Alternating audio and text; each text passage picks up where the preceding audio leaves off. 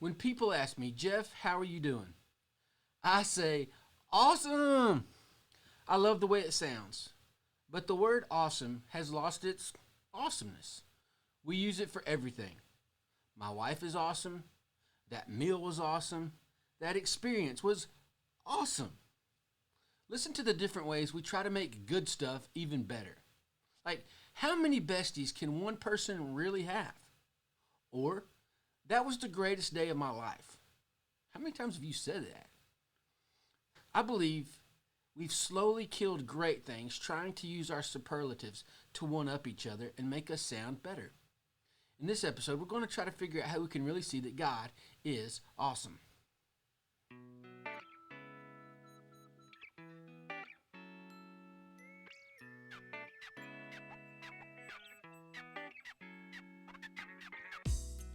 I'm thankful that you took time today to pull up a seat.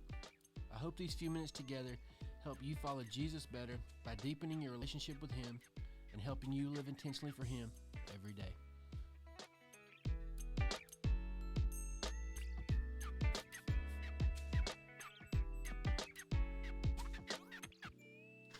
As we continue to focus on Jesus and what He did for us, whether you're practicing Lent or just trying to grow closer to Him, the practice of adoring and worshiping Jesus must be part of our spiritual rhythm. I define worship as my best attempt to properly respond to an awesome God. There's that word awesome again. How is it possible to use the same word to describe God and that burrito that I ate last night? In culture, the word awesome means to inspire awe. It also has a less formal meaning which carries the idea of excellence. In the Bible, the term means we get the meaning that it's an emotion combining honor, fear, and respect before someone of superior office or action. So it's all this stuff mixed together. But when I think about awesome, I don't honor, fear, or even respect that burrito. I just want to eat it. I need to fear and honor and respect God. I believe that we've lost the fear aspect of God by trying to make God more appealing to the masses. As we've tried to make God more acceptable to culture, we have reduced Him down to an idol that we control. We have emphasized His love and neglected His wrath and His holiness. We've concocted a God that we can control and that we're comfortable with.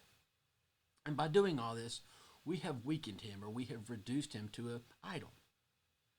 We've put Him on the same level of that awesome burrito that we had with a great group of friends at our favorite Mexican place in the coolest city on that perfect day. So to help us recapture the concept of a great God and live in fear, honor, and respect, let's look through the Gospel of Matthew to see how people responded to who Jesus was and what He did. I'm convicted about how I respond to who Jesus is and what He's done for me. Listen to this. After the Sermon on the Mount, the crowds were astonished at the teachings of Jesus. Go look at Matthew chapter 7, 28 and 29. After the calming of the sea and the storm, the disciples marveled. Go look at Matthew chapter 8, verse 27. The people were afraid and glorified God after Jesus helped the paralytic in Matthew chapter 9, 1 through 7. In Matthew chapter 12, 23, the people were amazed after Jesus healed a blind and a mute person. Astonished, marveled, afraid, amazed. When was the last time that you felt any of those things when it came to Jesus?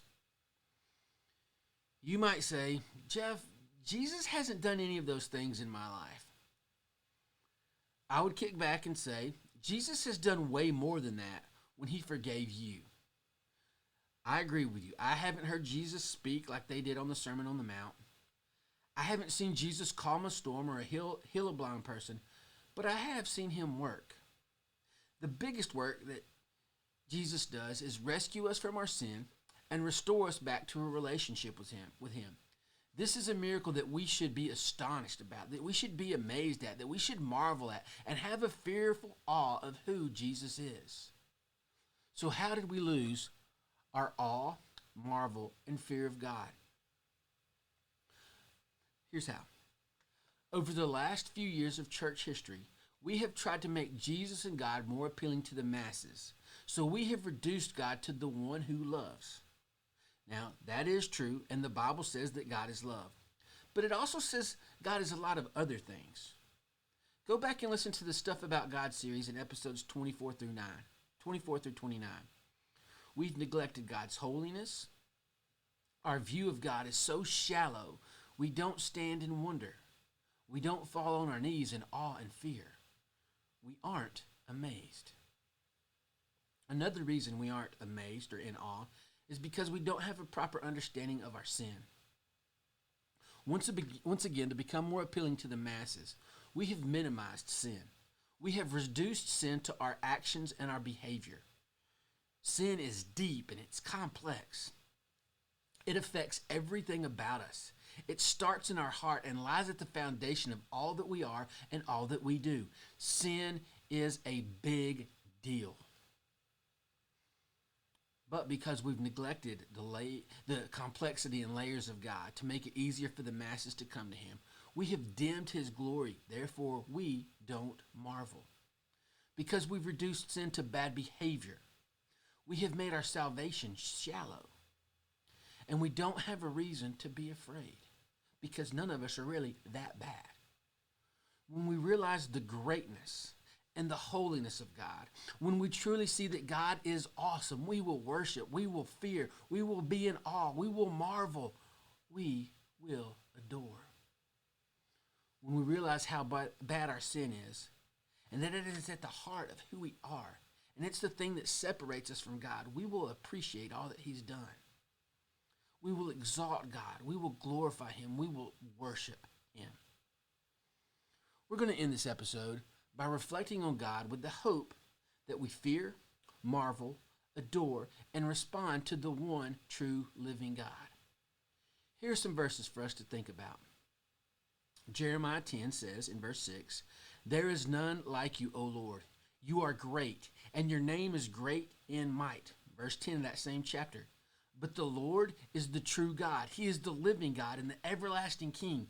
At his wrath the earth quakes, and the nations cannot endure his indignation."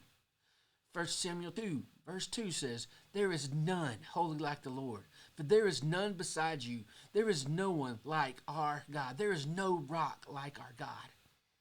1 Chronicles chapter 17, verse 20 continues this idea. "There is none like you, O Lord, and there is no God beside you, according to all that we have heard with our ears." Psalm 86, verses 8 through 13. "There is none like you among the gods, O Lord, nor are there any works like yours. All the nations you have made shall come and worship before you, O Lord, and shall glorify your name." Take some time, just create some space to read through these verses this week. Think about God. Think about his greatness. Ask God to deepen your sense of wonder and awe and respect and fear for the one true living God. I pray that this episode helps you strengthen your connection to God.